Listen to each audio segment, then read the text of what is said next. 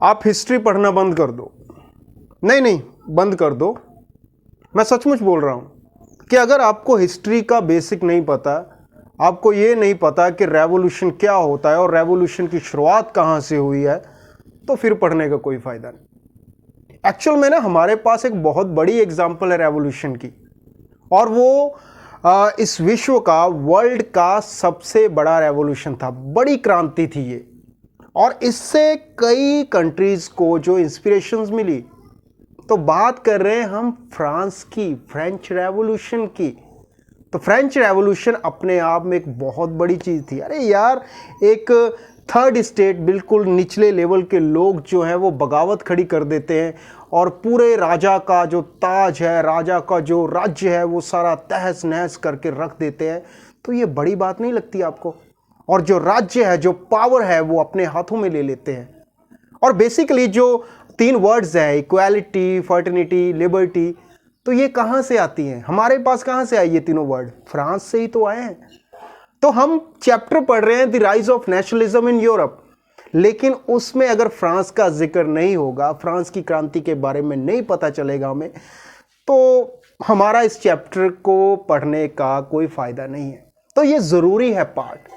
तो फ्रांस की क्रांति जो है वो पूरे यूरोप में क्रांति लाने के लिए, पूरे यूरोप को नेशनलाइज करने में बहुत बड़ा योगदान रहा इसका दोस्तों। तो पढ़ते हैं the French revolution and the idea of nation. अब फ्रेंच रेवोल्यूशन तो रेवोल्यूशन है, और आइडिया ऑफ नेशन मतलब नेशन बनाने का आइडिया निकलता वहीं से है, फ्रांस से ही निकलता है। तो फ्रांस में ऐसा क्या हुआ? तो बड़ी सिंपल सी चीजें हैं जो आपके सीखने लायक है दोस्तों, कि फ्रांस में क्या क्या तब्दीलियां हुई जिससे जो इंस्पिरेशंस मिली अलग अलग यूरोप की कंट्रीज को। तो सबसे पहले जो फ्रांस में सबसे पहली बात आई वो थी यूनिफॉर्म लॉ। अब ये यूनिफॉर्म लॉ क्या होता है कि चाहे नोबल्टी हो, चाहे राजा के राज्य से हो, चाहे क्लर्जीज हो, चाहे वो थर्ड स्टेट के लोग हों, एक जैसा उनका जो रहने, बिल्कुल सिंपल भाषा में बता रहा हूं, एक जैसा उनका बैठने चलने का जो ढंग है, या उनका आने जाने का स्थान रहेगा, या जो भी लॉ बनेगा वो एक जैसा ही बनेगा। नंबर 2, अब मोनार्की सिस्टम पूरी तरह से खत्म कर दिया, पूरी तरह से खत्म करके अब पावर जो आ चुकी है वो नेशनल असेंबली। अब नेशनल असेंबली बनाने वाले कौन है? आम लोग, थर्ड स्टेट के लोग। तो ये बड़ी चीज है। और क्या हुआ जो फ्रांस की क्रांति है उसमें और क्या क्या चीजें हुई कि जो इंटरनल कस्टम ड्यूटीज थी वो खत्म कर दी। मतलब जो बेवजह के टैक्सेस होते थे थर्ड स्टेट के, चाहे वो टाइप्स थे, चाहे वो टेल्स थे, तो वो खत्म कर दिए गए। और सबसे बड़ी बात क्या हुई कि फ्रांस ने अपने देश का, ना कि राजा का, अपने देश का एक झंडा बनाया जिसे हम ट्राई कलर कहते हैं। और क्या, नेशनल एंथम, जैसे हमारा नेशनल एंथम है जन गण मन, तो नेशनल एंथम जो फ्रांस का था, ला मर्सिलस, वो भी उन लोगों ने अपने लिए बनाया। अपने देश को प्रेजेंट कर रहे हैं ना, तो यही तो नेशनलिज्म है। और यहां पर रुके नहीं, जो फ्रांस के लोग हैं वो यहां पर रुके नहीं दोस्तों। उन्होंने क्या किया?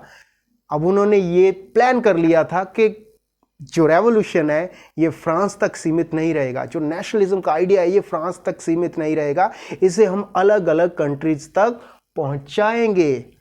तो कैसे पहुंचाएंगे? दूसरे देशों में भी वो रेवोल्यूशन लाना चाह रहे थे, जो थर्ड स्टेट के लोग थे, जो फ्रांस के लोग, वैसे ही जैसे उन्होंने अपने देश में किया बाय जैकोबियन क्लब्स। 9th में यही तो आपने पढ़ा है। जैकोबियन क्लब्स ऐसे थे जहां पर थिंकर्स इकट्ठा होते थे, वो डिस्कस करते थे, रेवोल्यूशन आइडियाज जनरेट होते थे कि कैसे क्रांति लाई जाए, कैसे हम लोग सिस्टम को बदलें। तो जैकोबियन क्लब्स वो बनाने की प्लानिंग कर रहे थे अलग अलग देशों में जाकर। तो ये थी। और ये जैकोबियन क्लब्स के मेंबर कौन थे? बड़े बड़े फिलोसफर, रूसो है, वॉल्टेयर है, जो हमने पढ़ा है 9th में। तो ये जो था रेवोल्यूशन का आइडिया जनरेट होता है फ्रांस से। तो ये है फ्रांस का इतना कंटेंट जो आपके एग्जाम में आने वाला है, rise of nationalism in Europe chapter में। तो इस पे वर्क करना जरूरी है। इसमें क्या क्या चीजें, और और दो वर्ड्स जो मैं आपको इम्पोर्टेंट बताने जा रहा हूँ वो है ला पैट्रिया और ला सिटियन। अब ये वर्ड्स का मतलब क्या है? ला पैट्रिया का सिंपल मतलब होता है दी फादरलैंड, कि हम लोग इस देश के बच्चे हैं और ये हमारा फादर है, ये देश हमारा फादर है। जैसे हमारी भारत माता है वैसे फ्रांस उनका पिता है। और ला सिटियन मतलब सिटीजन्स, कि अब हम सिटीजन्स हैं, ना कि थर्ड स्टेट या कोई भी एरा गैरा जो हम पर आकर रूल करेगा। हम वो लोग नहीं हैं, हम सिटीजन हैं, हमारे देश के, हम इस देश के नागरिक हैं। तो ये जो आइडियाज़, ये वर्ड्स उन्होंने ऐड किए अपने थ्योरम में, अपनी असेंबली में या अपने सिस्टम में। तो ऐसे पूरे का पूरा सिस्टम जो बदला, पूरा का पूरा चेंज हुआ फ्रांस में। तो उसके बाद जो एंट्री होती है जिन भाई साहब की, उनके बारे में हम पहले भी जिक्र कर चुके हैं पहली वीडियो में भी, वो है नेपोलियन बोनापार्ट।